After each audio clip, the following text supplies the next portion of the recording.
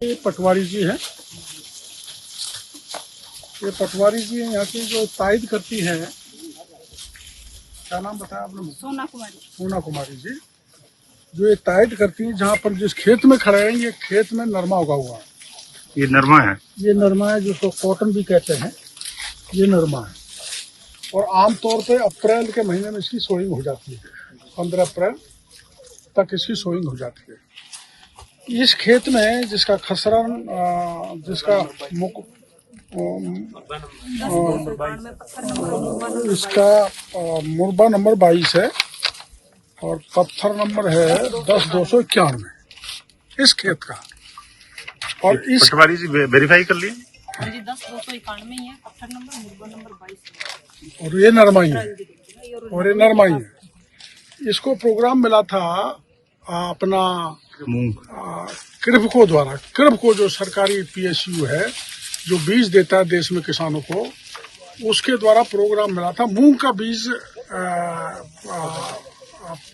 Certified बीज तैयार करने के लिए। तो यहाँ मूंग का बीज कहीं है ही नहीं। 20 बीघा में इसको प्रोग्राम मिला था। यहाँ मूंग का बीज उगाया नहीं गया। ये चौथा में जगह देख रहा हूँ, कहीं बीज उगे हुए नहीं। तो बीज किसान को कहाँ से आ रहा है? तो मैं जो अब तक समझ पाया हूँ, मैं और कितने भी दिन लग जाए, 3 दिन लग जाए, 4 दिन लग जाए, 10 दिन खेत जाऊंगा, पर मैं ये समझ रहा हूँ आखिर में जो किसान को सर्टिफाइड बीज दिया जाता है वो आ कहाँ से रहा है? तो मेरी समझ में ये जो किसान मंडी में इस तो ले जाता है, बेचता है, उसमें से ही जो ये बीज व्यापारी हैं जो बीज का धंधा करते हैं, उसको खरीद के ग्रेडिंग करके पैक करके 10 गुने भाव में बेच देते हैं। जैसे ग्वार है 50 रुपए किलो है, उसको 600 रुपए किलो में बीज के नाम पे बेचेंगे। ऐसे ऐसे हर फसल की रेट है। और मैं आपको बता देता हूँ, यहाँ जो बीज आमतौर पर उगाए जा रहे हैं, सो कॉल्ड नकली बीज, ग्वार 50 रुपए किलो जो इसको 500 रुपए किलो तक बिकता है। मूंग 80 रुपए किलो है मार्केट में, 780 रुपए किलो किसान को बीज के नाम पे मिलता है। बाजरा 25 है, 600 रुपए किलो मिलता है।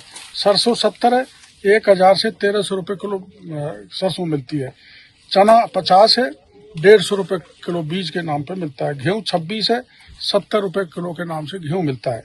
मोट 50 है, 150 रुपए किलो के नाम से किसान को ये बीज के रूप में मिलता है, जो बीज पैदा हो ही नहीं रहा। इसका मतलब किसानों को लूटा जा रहा है। किसान तो कई तरह से लुट गया। किसान लुट गया, देश की GDP पे फर्क पड़ रहा है।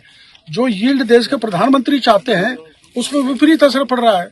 अगर ये असली बीज मिल जाए तो जिस खेत में मैं खड़ा हूँ और उसको असली बीज मिल जाए तो 2.5 गुना 3 गुना फसल किसान को आराम से दिया जा सकता है।